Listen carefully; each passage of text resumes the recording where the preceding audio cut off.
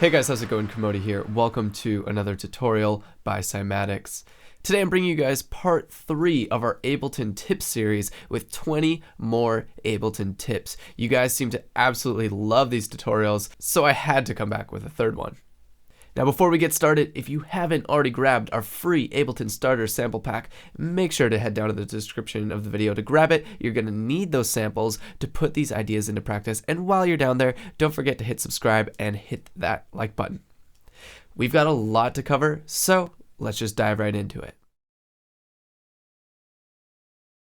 So the first tip here is how you can essentially add wobbles to anything inside of Ableton. This is really important because sometimes programming LFOs, programming volume automation can take a while, and you can do it with the auto pan. So typically the auto pan, when it's at its full amount, each ear is dipping and raising in volume in turn to give you this sense of it panning around your head. But if you set the phase of both ears to be 0 or 360, that means they're going to be dipping in volume at the same time. You can then hit this LFO right here, and you have now synchronized this wobble to your song. So this is it, plain and simple.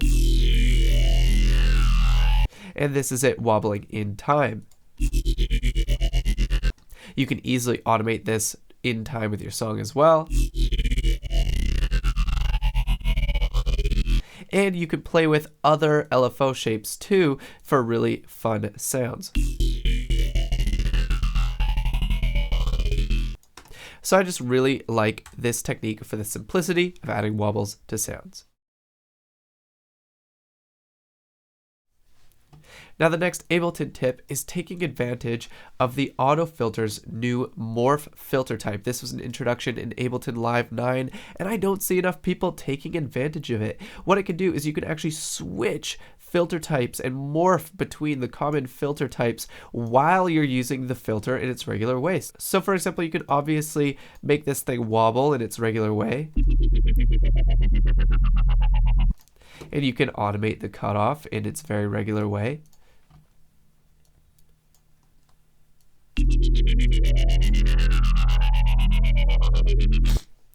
And then while it's doing that, you can morph this thing to get really, really crazy sounds.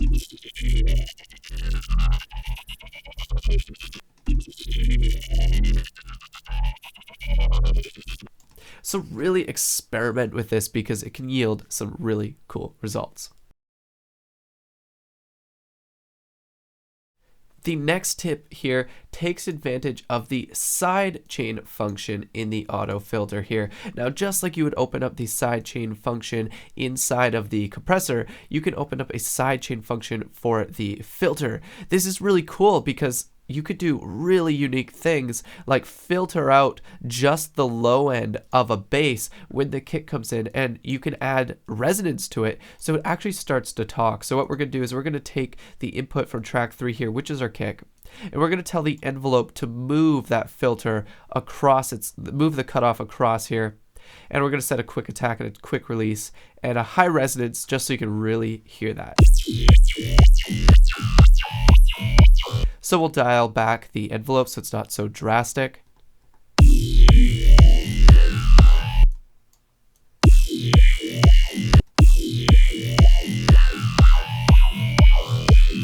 You can hear that now the kick is actually making the bass talk in a sense. It's starting to move that filter. It sounds really cool. And it's still pushing the lows out of the way so the kick can come through. So experiment with sidechain filtering instead of always sidechain compressing.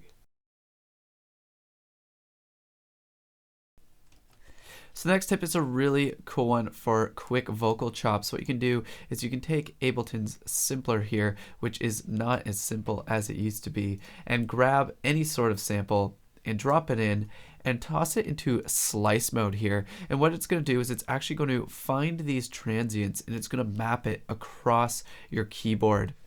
And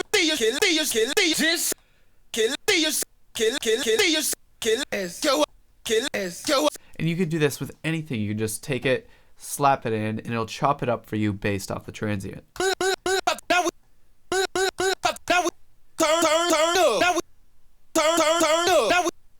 So that's a really quick and fun way to do vocal chops. Now this next one's a really fun one for Ableton's slice to new MIDI track function. Now if you guys don't know about this, what it can do is it can, based off transients or rhythmic timing, can actually slice up a sample and put it in individual drum rack cells so you can play it in a drum rack. Now that's not the tip, that's a really cool one. But the tip here is that it actually comes equipped with presets, and these presets can actually create some really cool sounds. So let's say, for example, I grab one here like sampler decomposer. I don't even know what that is. Let's see how this slices it up based off the transient. So this was our original sample. Yeah, that was something like, now we about to turn up. And let's see what happened with our new one. Yeah, that was something like, now we about to turn up. Yeah, that was something like, now we about to turn up. And each one is its own unique thing. So that may have not been the most interesting, but let's try a different one.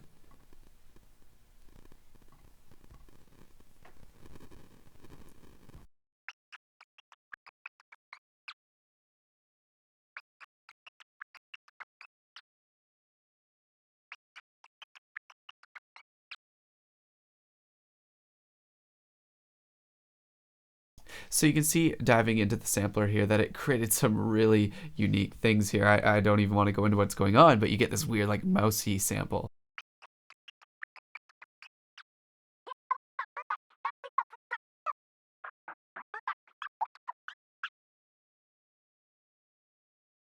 So experiment with these different presets on all different types of sounds, and you can come up with some really interesting results.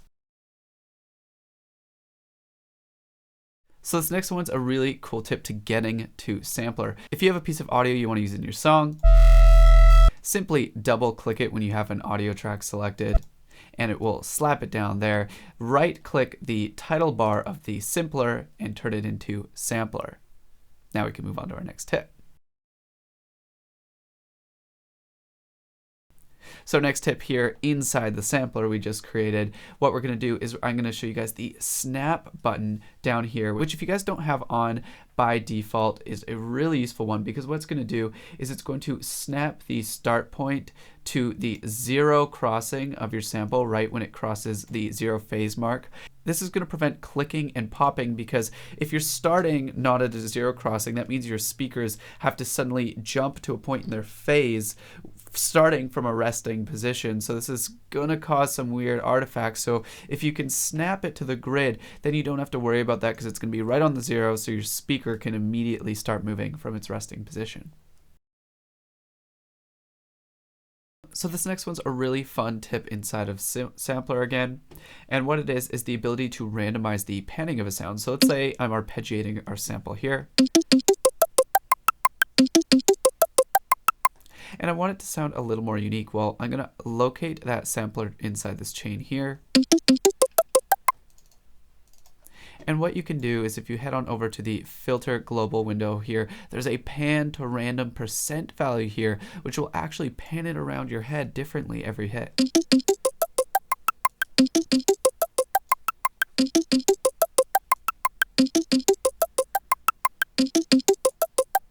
This is really fun for taking an arpeggiated sample like this and have it pan really quickly.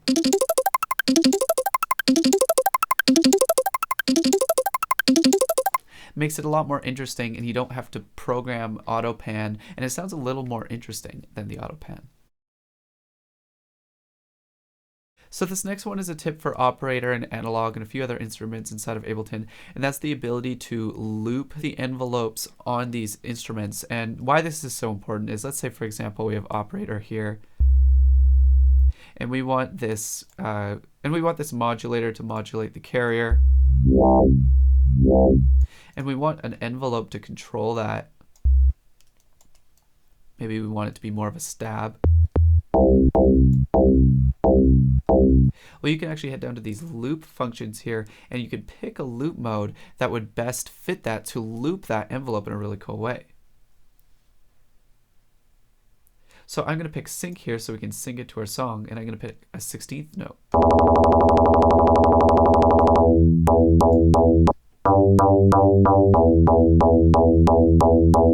So now you have the ability to essentially create wobbles with envelopes inside of Operator and these instruments.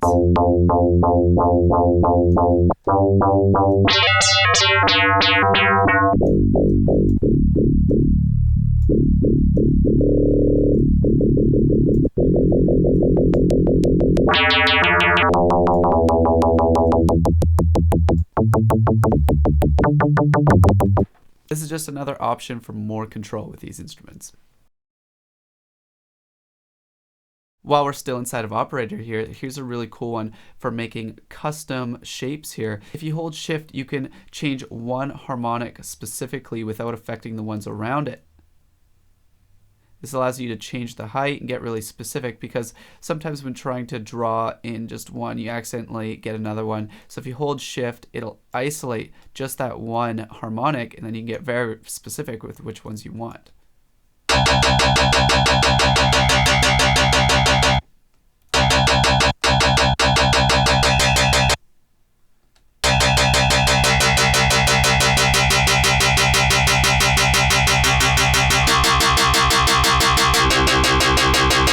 Super useful. Still an Operator here. I want to give you guys a few more tips because I know how useful Operator is. If you right click this bar here, you can actually pick to only draw in even or odd harmonics in the scale, which I find super, super useful. A really handy one to know. Last thing, when we're inside of Operator here, you can actually export the AMS file here, which is this wave shape here, which is really cool because if you open up a new Operator, you can actually easily drag in that AMS file. Simply found in your user library, drag and drop it in.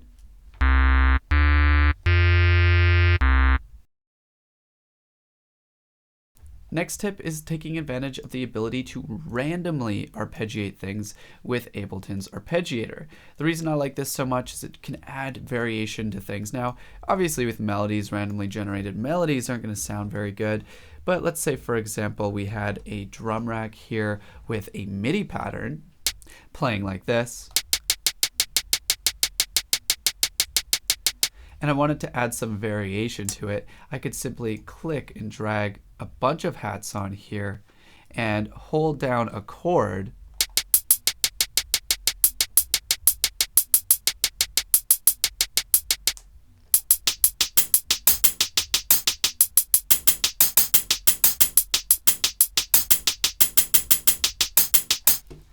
The best part is too, you can insert a new MIDI clip below it. Select the input from track number 4 here, arm it, record.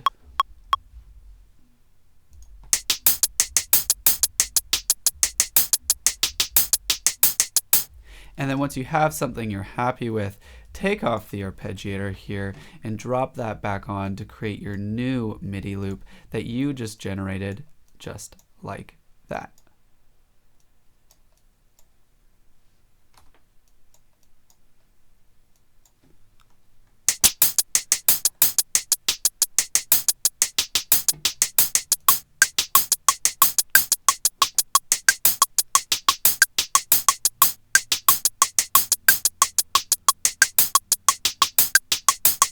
Super useful. The next one is a really useful one when using the chain selector, velocity selector, or key selector. And that's something you may have seen me do in a previous tutorial, but in case you haven't, it's the ability to distribute ranges equally. Sometimes going in and distributing these ranges all by yourself, squinting and trying to get things exactly where you want them is incredibly time consuming. So what you can do is you can, depending on the value you want the entire distance, as what I'm going to select here, you can drag one of these selectors out, right click them, and distribute ranges equally. The next one is an often overlooked feature of Ableton and one I really like, and that's the ability to implement a bit of randomness into your modulation on things. And that's using the noise modulation options on these sounds. So I'm actually going to filter my voice here in just a second. So when I set the amount to full and pick this, you'll hear I can achieve this almost cool bubbly type effect.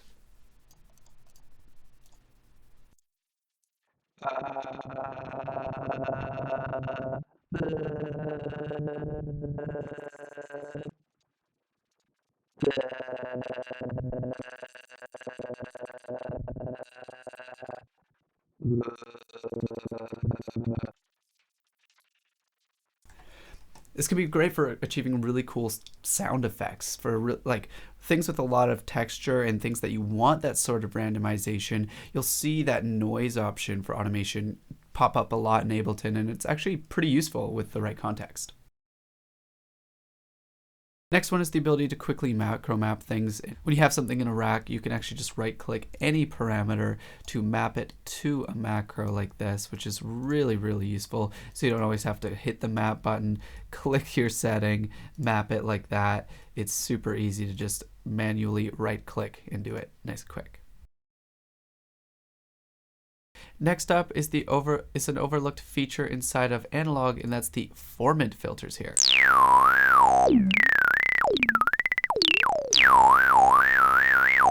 These very vocal type filters are kind of reminiscent of the Daft Punky style filters. And used in the right context can be really cool.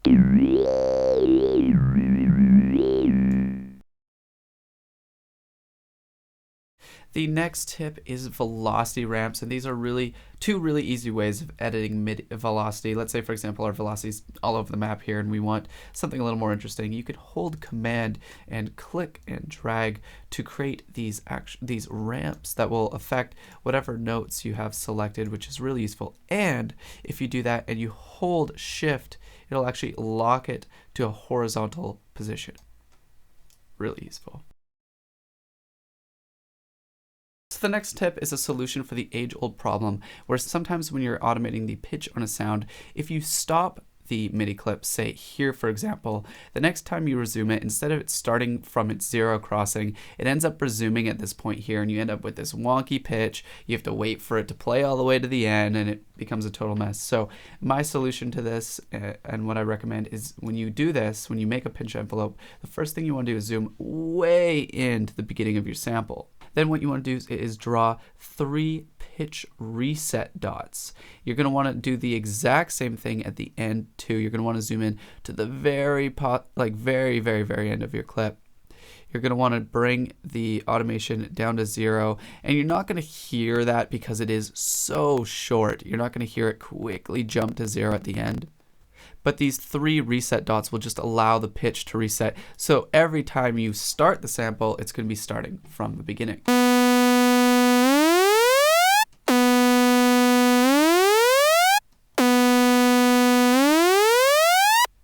Saving us from that age-old problem.